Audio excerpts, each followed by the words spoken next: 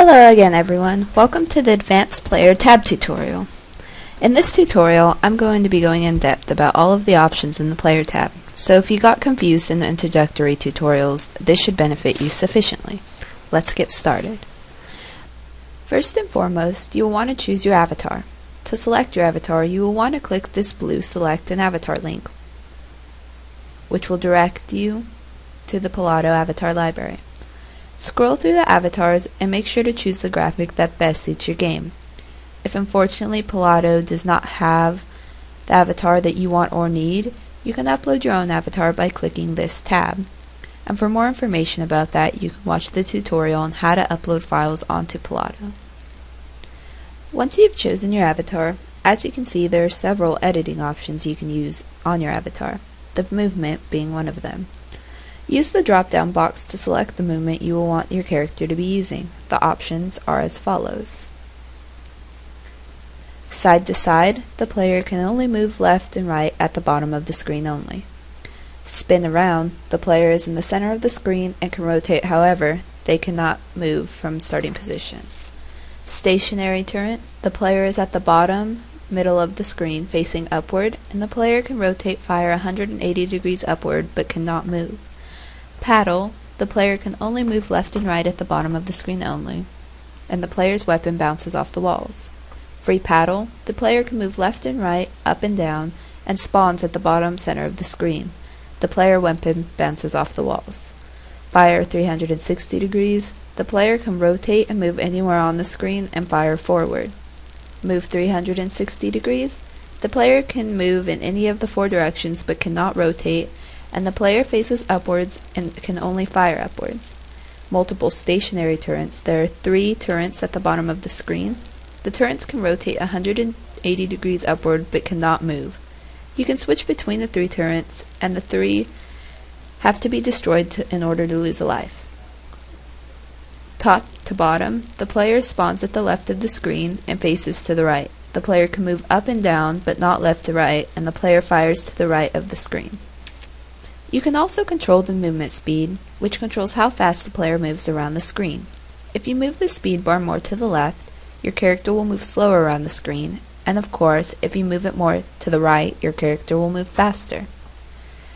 You can also control how many lives your avatar is allowed to have, and depending on how many lives you give your character, it can increase or decrease the level of difficulty for your game. Other than that, there's this Advanced tab.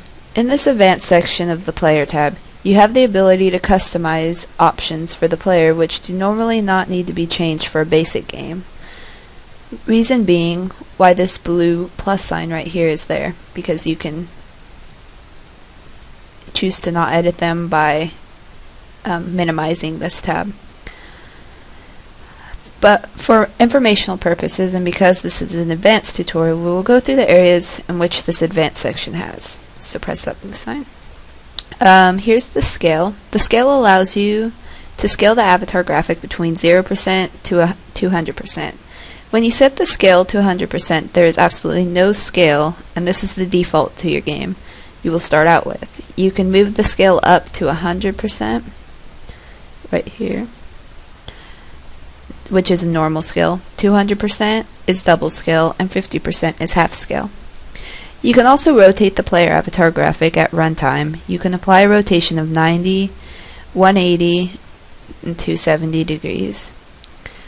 This flip bar allows you to flip the player graphic at runtime. This can be used with the rotate option to correctly orient a graphic so that it doesn't look funky on the screen, but instead looks correct. The bounds portion of the Advanced tab is very helpful if you have a graphic that needs to go out of your game box.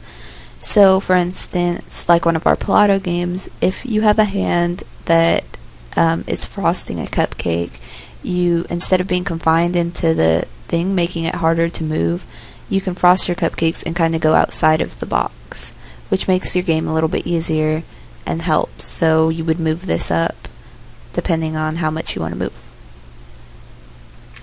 Much like you selected an avatar graphic, you can choose explosion and weapon graphics by clicking the blue link, searching through the Polado library, and selecting the graphic that best suits your game. The explosion graphic is played when the player avatar is destroyed. You can also choose an explosion sound, which allows you to customize the sound that is played when your player is destroyed. You choose a sound much like choosing a graphic. Just click this blue link right here and search through Polato's library to find the best fitting explosion sound. And here you can also upload your own sound if Polato doesn't provide the one you want. The alter ego avatar allows you to choose a graphic that throughout the game you can switch with your primary avatar. For example, if you're creating a robot game, your primary avatar could be a robot and your alter ego avatar could be a jet plane, and you could switch them throughout the game. So that's pretty fun. The last two sections in this player tab have to do with the weapons your avatar will be using in your game. Weapon 1 controls the feel, functionality, and the look of the player's primary weapon. This weapon has unlimited ammo. You could choose the type of weapon, which will control the effect the primary weapon will have. You can select from this drop-down box the type of effect you will want your weapon to have, as you see here. It includes bullets, bombs, missiles, balls, swords, fireballs, lasers, asteroids, and you can leave it at custom or have no weapon preference at all. You can also select a graphic and a sound for your weapon, which I've already shown you how to do throughout the previous section, so I won't go over explaining those. With the rate of fire, you can control the speed and primary weapon that your weapon will fire at, which at the left will be really slow, and at the right will be really fast. You can also control the projectile velocity of the primary weapon by changing this bar.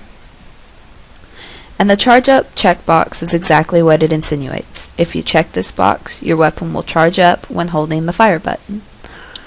Weapon 2 is much like Weapon 1, but this weapon does not have unlimited ammo. Instead, it has a limited number of ammo. Much of the settings in the Weapon 2 section are the same that which I explained in the Weapon 1. The only difference being the screen-based checkbox right here, which controls the ability to change the weapon as it's launched from the bottom center of the player area. Once you've finished the Weapon 2, the editing of your player is complete, unless throughout your game editing process you decide you need to make changes. So, I hope that you can now better understand how to edit these player options. There will be more advanced tutorials to come on the other tabs. I hope this helped. Have a good day.